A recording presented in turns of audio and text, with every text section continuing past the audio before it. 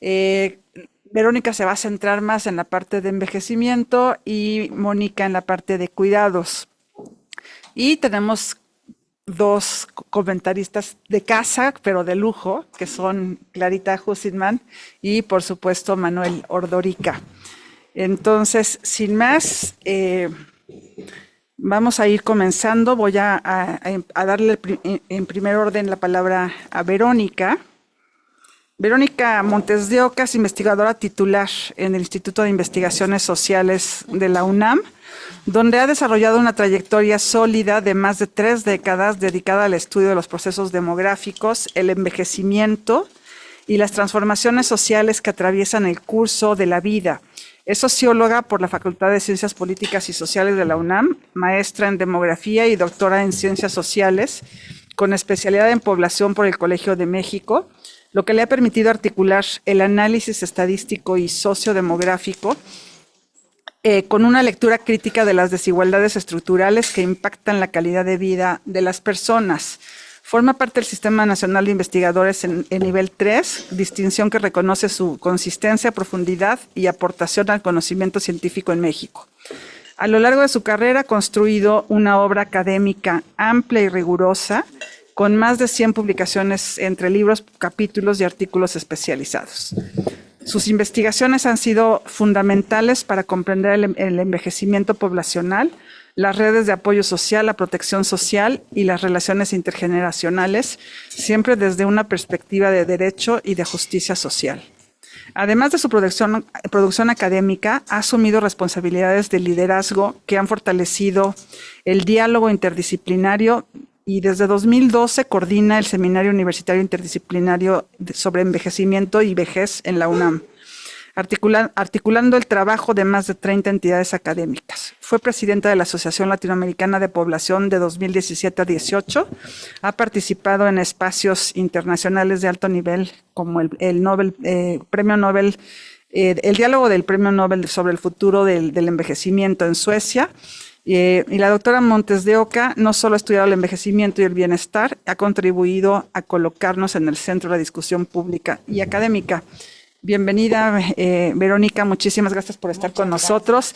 Tanto para ti como para Mónica, les comento que la manera que como funcionamos es que primero hacemos, cada una de ustedes tendrán 20 minutos para su presentación, después abrimos un espacio para los comentarios de Clarita y de Manuel, y después ya abrimos toda la discusión a los presentes y a los que están en Zoom, para después hasta el final dar una última ronda de respuestas por parte de ustedes. Entonces, adelante, Verónica, muchísimas gracias por estar aquí. Bueno, pues muchísimas gracias. Les voy a pedir una disculpa porque traje una presentación muy larga, pero voy a cortarla y a lo mejor en la discusión podemos ir platicando más cosas.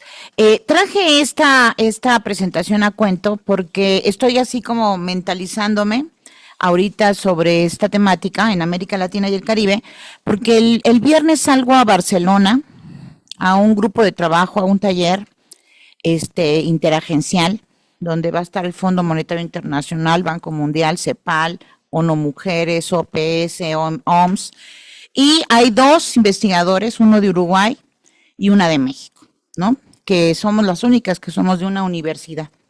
Y nos invitan porque vamos a plantear la idea de hacer ya de hecho la está planteando la American Association of Retirement Persons International y la Fundación La Caixa, que son los que financian esta investigación, junto con el Oxford University, ¿no?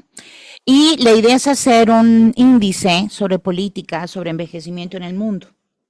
Y eso me parece muy, muy importante. Entonces, por supuesto, voy a asistir.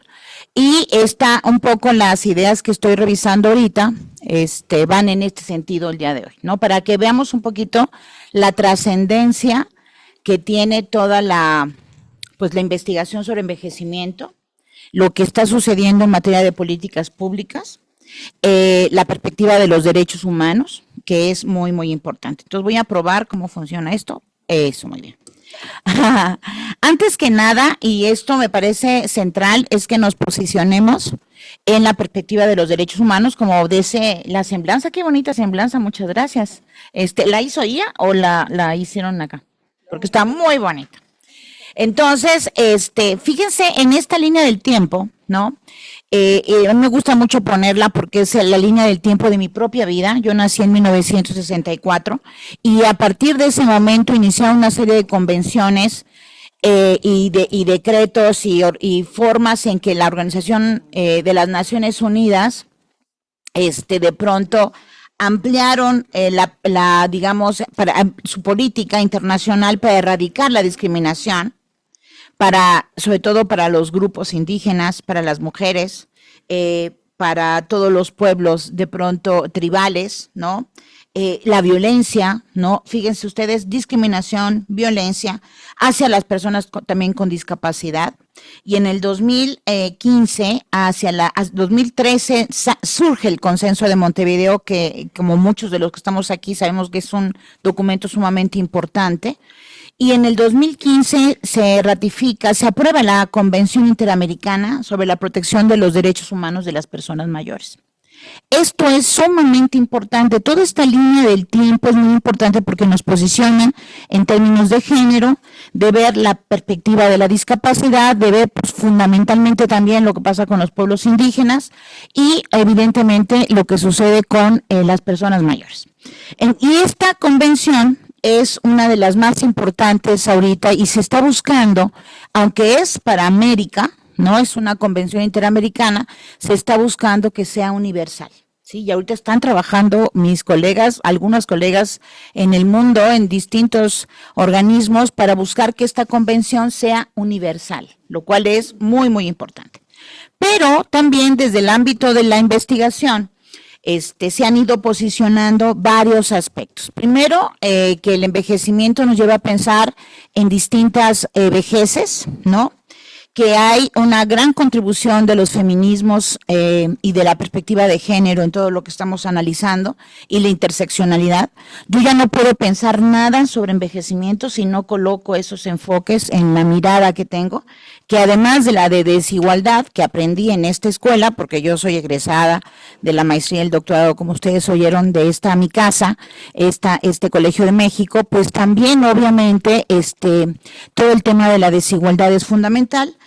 La perspectiva de los derechos humanos y lo que aquí aprendí en tal vez en este mismo salón, no recuerdo con precisión, pero con Rodolfo Tuirán, todo lo que es el Life Course Approach, que es este enfoque tan relevante que él nos enseñó aquí en el Colegio de México, en las clases con Rodolfo, y lo que implica hoy en día en la sociología acumulatista, la perspectiva de las desigualdades acumuladas en el curso de la vida. Entonces, esto es ahorita, le estoy diciendo, de un avance teórico metodológico como de unos 40 años, 50 años atrás, que contribuyen a esta misma línea del tiempo que les mencionaba yo, pero donde también está muy actualizado. O sea, esto ha sido muy difícil que las agencias internacionales, los gobiernos, como que vayan integrando género y generación, género y envejecimiento, la perspectiva de los derechos humanos. Yo creo que hemos estado en los últimos 15 años en una transición de una visión asistencialista a una perspectiva de derechos. Y ahorita vamos a hablar con un poquito más de datos. Pero también, y eso, como ustedes se dan cuenta, es fundamental en la región, sobre todo de América Latina, es lo intercultural. El reconocimiento de que las vejeces tienen mucho que ver también con los pueblos indígenas. Y hoy en día, se está planteando la idea de, como un planteamiento político, la idea de una sociedad intergeneracional, ¿sí?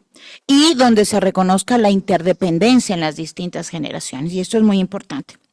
Así como, y aquí se han hecho muchas investigaciones, aquí y en la UNAM, sobre el análisis del uso del tiempo, las necesidades de cuidado, de lo que va a hablar mi colega Mónica, y todo lo que son las cuentas satélite y toda la investigación que se ha hecho para ver para reducir las brechas de la desigualdad, frente a uno de los mayores desafíos que trae el envejecimiento, que tiene que ver con los sistemas de cuidados, ¿no?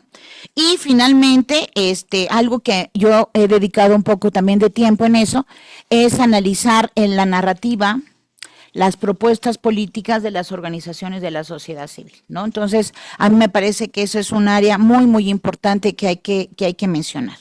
Y bueno, entre las tantas cosas que se han abordado es que, por supuesto, el tiempo histórico, el tiempo familiar e individual son fundamentales en el envejecimiento, los análisis de cohorte, que no se han hecho lo suficientes, desgraciadamente, pero que cada vez se posicionan más y que es una labor. Es el concepto diamante de la demografía, el análisis de cohorte. A mí me parece que es muy importante. Esto que nos enseñaba Rodolfo sobre las trayectorias en este caso de envejecimiento, las trayectorias de cuidado, las trayectorias laborales, cómo inciden las trayectorias de en los procesos salud-enfermedad en el envejecimiento, las transiciones, que también la transición al retiro, por ejemplo, la transición a la jubilación, la transición a la dependencia, y el timing, que es el momento en el que ocurren.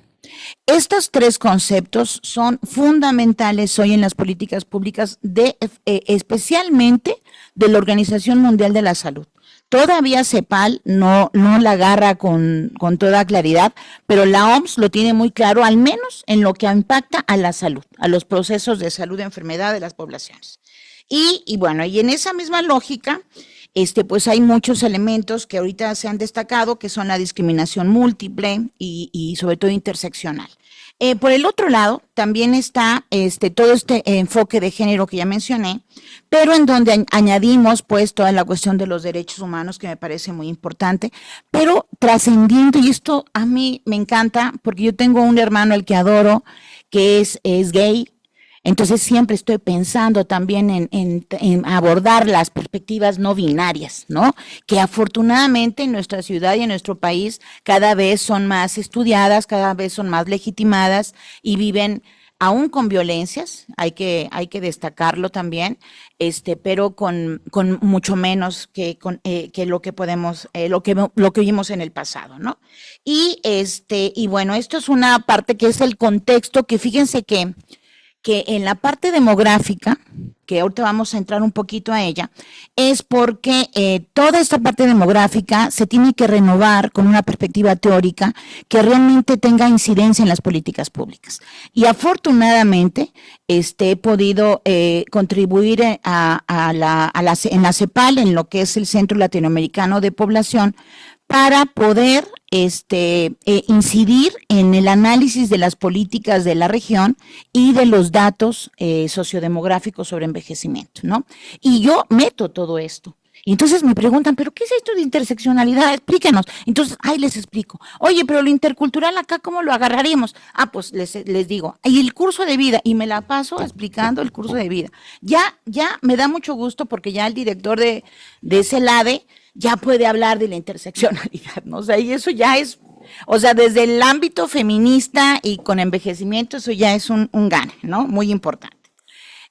Y estos son algunos de los documentos que hemos podido elaborar en el SUYEF, en las que yo he podido contribuir, que me parecen muy importantes, porque están abordando el tema de envejecimiento desde la perspectiva de los derechos humanos, las buenas prácticas en materia de política pública y los sistemas de cuidados, porque de ahí pues te van jalando a los cuidados, ¿no?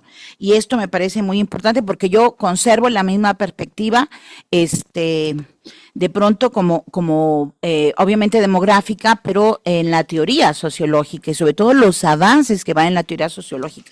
Ahora que estaba esta invitación al taller, dije, bueno, pero yo no soy economista, oigan. O sea, sí se dieron cuenta de mi perfil.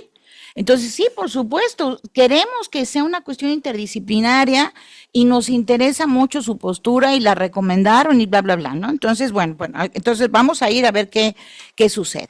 Obviamente, como todos aquí sabemos, el envejecimiento de la población en la región de América Latina y el Caribe, que es una de las regiones más desiguales, se está dando a una velocidad muy, muy importante. Eso ha alertado a las Naciones Unidas y ha alertado fundamentalmente a la CEPAL a tomar medidas desde la instancia de las políticas públicas, que es con los gobiernos a los que hay que estar permanentemente dando asistencias técnicas. Y esto me parece muy importante porque en muy poco tiempo vamos a tener un envejecimiento muy similar al de otras regiones del mundo.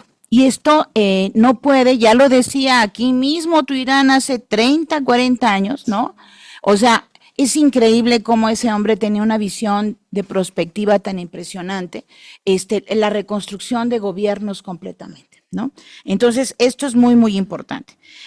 Después, obviamente, aquí también tenemos los desafíos derivados, todavía se están viviendo consecuencias de la pandemia, y esto me pareció muy importante traerlo, está en el informe, en el libro rojo, está en este informe cómo hubo un retroceso en la esperanza de vida, ¿no? Y desgraciadamente, en otro estudio que hicimos también para el Consenso de Montevideo, lo que nos dimos cuenta es que muchos de los recursos que se destinaron a la pandemia desprotegieron la salud materno-infantil en muchos países de la región y aumentó la tasa de mortalidad, ¿no? Entonces, infantil y materna. Entonces, eso me parece que todavía tenemos esos desafíos. Está esa información ahí y a lo mejor valdría la pena que se abordara con mayor precisión. También algo que es muy importante es cómo se ve la proyección de esta población al 2050, que afortunadamente creo que los que estamos aquí no vamos a estar, ¿verdad? En ese 2050. Pero se esperan 192 millones de personas con 60 años y más. Tú sí, Fide, tú sí vas a estar. Entonces, obviamente eso implica, al 2030 estamos hablando de 114 millones de personas con 60 años y más. Pero aquí el desafío no es el 60 como tal, ¿no? Ese no es el gran desafío y seguramente Mónica va a hablar de eso. El gran desafío es cuando en estos turning points, en estos cambios, en las transiciones, en las trayectorias, es cuando surge la dependencia, ¿no? Y la dependencia se calcula, según la Organización Mundial de la Salud, que aproximadamente entre los 75, 80 años es cuando empieza a nivel en promedio, digamos, empieza con una trayectoria de dependencia, ¿no? Que en los de 80 años y más es mucho más evidente. Entonces, para CEPAL, este dato, este indicador es sumamente importante porque implica no nada más este cuidado a corto plazo, sino cuidado a largo plazo, ¿sí? Y entonces esto es sumamente importante. Este es el nuevo, incluso Sarah Harber en Nobel Prize Dialogue en Madrid, que fue en Madrid, ¿no? Ella decía que habría que pensar el envejecimiento ahora a partir de los 75 años. Por supuesto, yo me escandalicé porque dije, no, pues es que estás pensándolo desde Europa, querida. O sea, hay que pensarlo desde América Latina. Pero porque son procesos, o sea, hay envejecimientos y hay vejeces. O sea, el envejecimiento mushe o el envejecimiento en las zonas rurales de nuestro país o en algunos países con una esperanza de vida es distinto y también merece por derecho, por justicia, tomar en cuenta eso. Entonces, hay que verlo con cuidado. Pero lo que sí tal vez a Sarah Harper le faltó un poquito. Sarah Harper es la directora del Instituto de Envejecimiento de Oxford. Es una antropóloga muy destacada, asesora de los gobiernos británicos. Y ella está muy preocupada justo por la dependencia, ¿no? Que no inicia en cualquier momento, bueno, puede iniciar en cualquier momento, pero lo importante es que a nivel masivo hay que retrasar lo más posible la dependencia, pero se calcula pues que va a haber una mayor necesidad de desarrollar actividades básicas con ayuda de otras personas o instrumentales, ¿no? Entonces, esto es el gran desafío, y lo menciono nada más aquí rápido, del Sistema Nacional y Progresivo de Cuidados, que desgraciadamente no aborda los cuidados a largo plazo con toda precisión. Que eso es a mí lo que más me molesta un poquito, pero bueno, pero eso lo dejaremos cuando discutamos. Bueno, y luego esta transición que se están viviendo, pues, de estas sociedades jóvenes a sociedades adultas y adultas mayores, que lo que implica también es una reorganización interinstitucional, ¿no? Es pensar la situación, nuestras sociedades y las instituciones se pensaron para sociedades todavía con una pirámide de población muy joven, y no para poblaciones mayores, y no tampoco, y aquí tal vez es lo interesante, con ese diseño universal ¿no? En donde todas las generaciones puedan sentirse incluidas y no solamente los niños o no solamente los jóvenes. Nuestra sociedad es tremendamente adultocéntrica. Sí, es tremendamente adultocéntrica y eso ha desgraciadamente pues anulado, invisibilizado tanto a las infancias, a las niñeces, como a las vejeces. Entonces, esto me parece que también hay que replanificarlo. Y por eso, y Manuel lo sabe muy bien, estamos con el Consejo Nacional de Población haciendo por mandato de la Secretaria de Gobernación, Rosa Isela Rodríguez, la estrategia intergeneracional que estamos trabajando, en la que también FIDE es coautora de esa estrategia intergeneracional, en donde se está haciendo análisis de cohorte, ¿no? Y siguiendo y viendo el impacto, y eso si quieren lo hablamos un poquito más después, el impacto de los modelos económicos en las diferentes generaciones, de la educación, de la salud, del mercado de trabajo, y cómo hay que reparar los daños ocasionados por modelos económicos anteriores sobre las poblaciones y, por supuesto, sobre su envejecimiento, porque al final todas las personas tienen derecho a envejecer. Y envejecer con salud, envejecer con dignidad, envejecer con derechos, ¿no? Entonces, esto es un poco. Y voy a presentar nada más dos gráficas más que me parecen muy importantes. Fíjense, en esta gráfica, el primer país hasta arriba es Haití. Y significa que hasta el 2076 Haití va a tener más o menos el mismo porcentaje de población de 0 a 15 años y de 60 años y más. Y el que ya tuvo eso es Cuba en el 2011, Barbados, Uruguay en 2019, Chile 2022. Y nosotros, como México, hasta en el 2037, ¿no? En el momento en que se va a equilibrar estos dos grandes grupos de población. Este es un indicador fundamental, porque nos está diciendo lo que ya los japoneses hicieron hace como 40 años, que muchas escuelas las transformaron en residencias o en centros de aprendizaje. Me acuerdo que eran Aging Learning Centers, los centros de aprendizaje del envejecimiento, ¿no? O sea, donde la gente podía ir a aprender también cómo envejecer y no solamente para las infancias o las adolescencias. Y esto me parece que es muy, muy importante. Y bueno, finalmente quiero cerrar con una preocupación personal muy importante.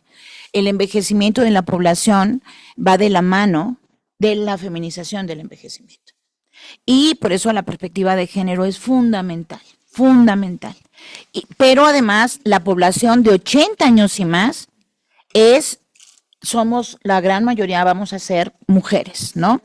Pero además, quiero que se fijen una cosa, por cuestiones estructurales de desigualdad, que ya sabemos esa gran carga de cuidados y esa exclusión que han tenido muchas generaciones de mujeres en el pasado, también sabemos, y aquí han salido evidencias muy importantes de este colegio, de esa feminización de la pobreza. ¿Sí? Pero además, y ese es un tema que seguramente Mónica y FIDE, porque ya son expertas en el tema de los cuidados, los principales personas cuidadoras son mujeres también, ¿no?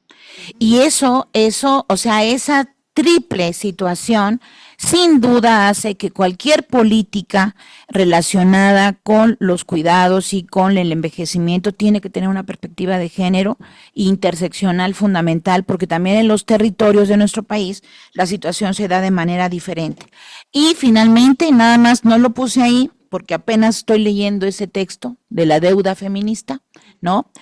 También las mujeres somos las que estamos pagando las deudas del Estado, las deudas externas, las que contratamos a lo mejor un crédito y lo pagamos 3, 4 veces. O sea, esto que está sucediendo también, hay una feminización de la deuda, ¿no? Y ya afortunadamente ya se está viendo también eso con mucha brillantes.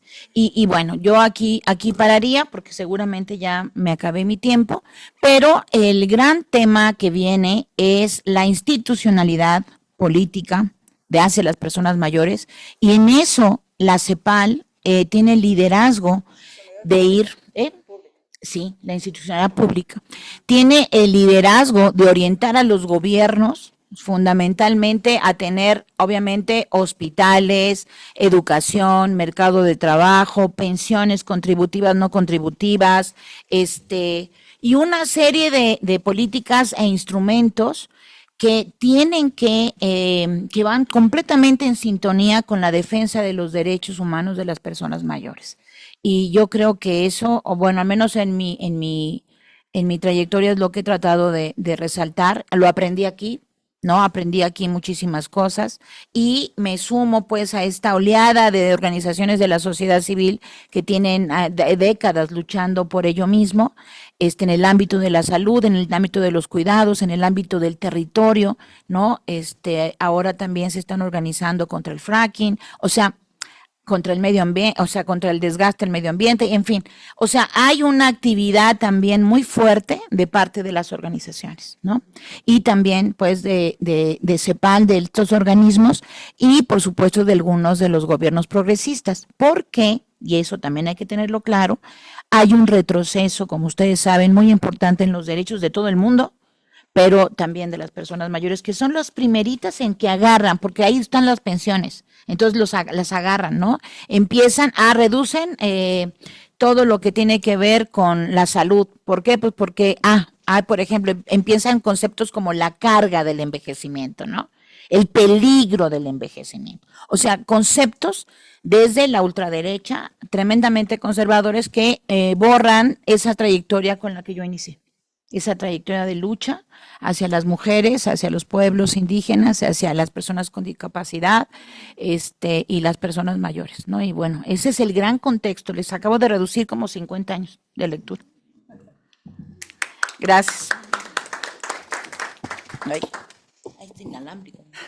Muchísimas gracias, Verónica, por tan magnífica presentación, tan completa y tan sintética, porque sí que la tenías bastante más larga.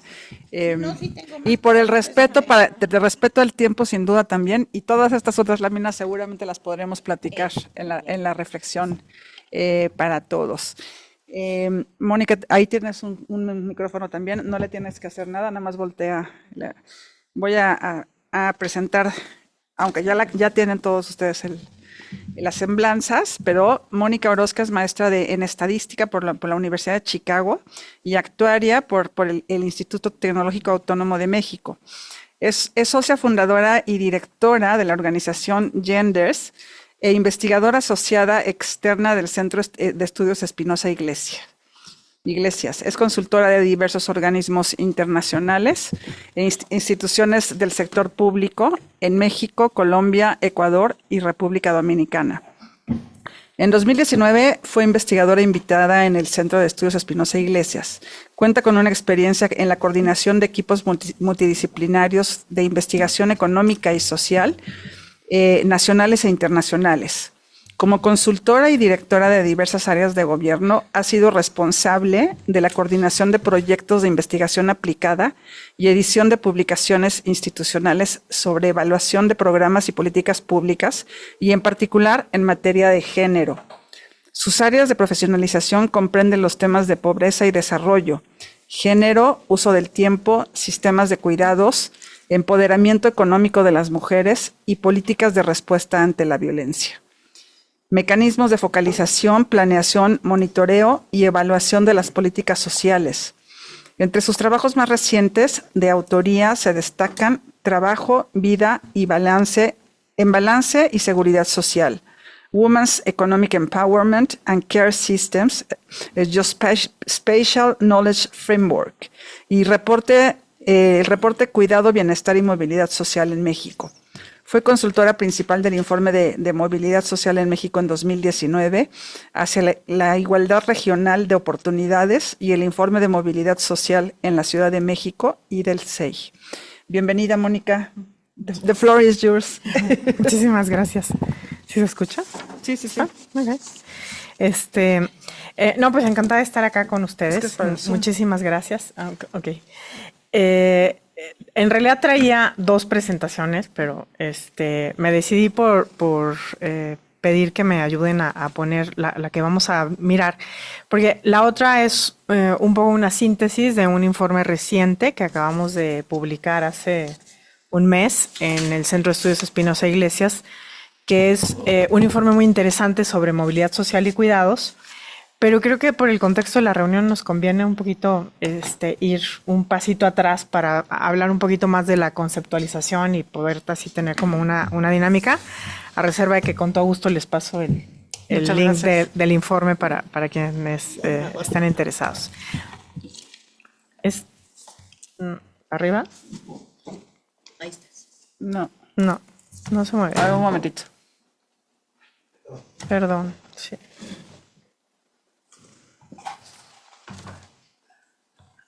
Yo lo dejé. ¿No jaló? No, espérame, creo que ya sé que. Permítame. Ok, sí. Bueno, pero empiezo un poquito contándoles ese tema. Yo lo he venido trabajando como parte pues central, ¿no? de mi agenda de trabajo, tanto con el Centro de Estudios Espinosa Iglesias, desde Genders, que es una pequeña organización en la cual soy directora, y también en colaboración con muchas colegas, ¿no? que son tanto investigadoras como activistas, como legisladoras, que formamos parte de la red de cuidados de la coalición por el derecho al cuidado digno y el tiempo propio de las mujeres, que es una coalición que ha estado promoviendo cambios a nivel constitucional en los últimos años. Y aquí, me gustaría empezar haciendo un vínculo de lo que es el sistema de cuidados, por qué tendríamos que tener un sistema de cuidados en México y cómo se relaciona principalmente con la movilidad social y con la pobreza. Y básicamente lo que tenemos que decir es que la actual organización social del cuidado y la discriminación por razones de género, ¿no? El hecho de que la mayoría del cuidado esté asignado a las mujeres, genera una perpetuación de la desigualdad de oportunidades, en la medida que las necesidades de cuidado, por un lado, incrementan el gasto de los hogares, ¿no? Cuando tenemos una persona en casa que ha tenido un accidente o que tiene una enfermedad o con una enfermedad crónico-degenerativa o la presencia de niños, etcétera. Todo esto requiere de gastos especiales, pero sobre todo requiere de tiempo. Y esto porque en nuestra organización social del cuidado, la mayoría del cuidado se provee en forma no remunerada al interior de los hogares. Entonces, si nosotros tuviéramos, por ejemplo,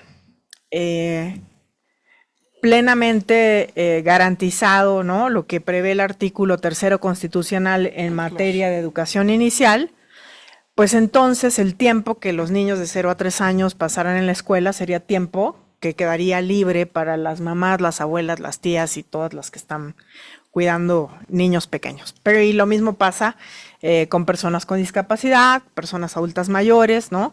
Incluso infancias en edad escolar, porque también pues requieren de un cuidado que no es como el de los pequeñitos, pero que también requieren un cuidado permanente. Entonces, al incrementarse el gasto, al incrementarse el tiempo que se tiene que destinar, también se incrementa la vulnerabilidad, porque las estrategias que utilizan los hogares para cubrir estas necesidades de cuidado llevan muchas veces a que las mujeres permanezcan fuera del mercado laboral, ¿no? O sea, nunca ingresen, y eso es, ¿no? Se hereda como pues históricamente, ¿no? Así ha funcionado.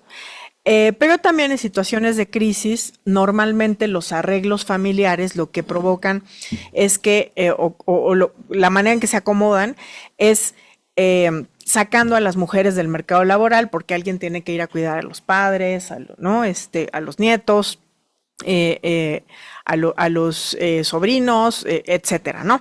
Entonces, esto lo que hace es que al salir las mujeres del mercado laboral o al tener estas barreras de ingreso al mercado, también disminuyan los ingresos de los hogares, ¿no? O sea, vemos el cuidado, desde los gobiernos sobre todo, se ve el cuidado como una cosa que es como gratuita, ¿no? Entonces, nadie le quiere poner dinero y presupuesto y ni siquiera entramos en esos debates, porque ¿para qué si las mujeres ya lo hacen gratis? Pero ese gratis, ¿no? No es tan gratis, porque tiene una serie de implicaciones económicas y sociales y en otro tipo de problemáticas para los hogares, ¿no? Entonces, baja el ingreso, disminuye también el tiempo disponible, no solamente para trabajar, sino para insertarse en el sistema educativo, ¿no? Muchas niñas, adolescentes, sobre todo en los estratos socioeconómicos más pobres, se ven impedidas de continuar estudiando, ¿no? Debido al cuidado, pero también afecta otras formas de participación de las mujeres en la sociedad y en la política. ¿Por qué? Porque ese tiempo es tiempo que está dedicado al cuidado y compite con lo demás. Y se puede decir también, ¿no? Que llega a influir en una de las 3 vertientes del derecho al cuidado, que son el derecho a cuidar, el derecho a recibir cuidados y el derecho al autocuidado. Entonces, cuando ese tiempo está ocupado sustituyendo la falla del Estado en la provisión de garantías constitucionales como la de la educación inicial, pues alguien lo está pagando y ahí sí hay un costo. Y esto en su conjunto, pues lo que hace es reducir la movilidad social. Y en México, pues la movilidad social es muy baja, ¿no? En términos generales, 3 de cada 4 personas que nacen en condiciones de pobreza se van a quedar ahí a lo largo de toda la vida, ¿no?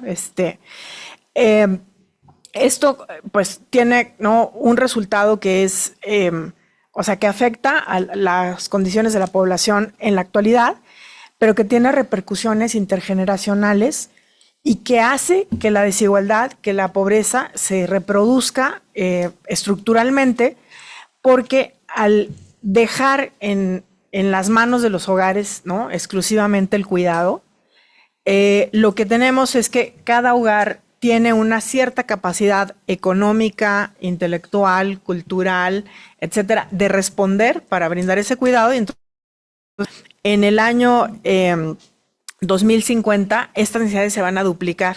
O sea, con respecto a lo que tenemos hoy, no es que la población se va a envejecer, pero va a haber menos niños y entonces menos cuidado aquí. No. O sea, en términos de horas de cuidado, lo que vamos a tener es una duplicación de esa necesidad y por lo tanto, pues va a haber una sobrecarga de quienes ya están cuidando, pero por las características del envejecimiento poblacional y el hecho tan desafortunado que tenemos en México y en muchos países de Latinoamérica, en donde vejez suele ser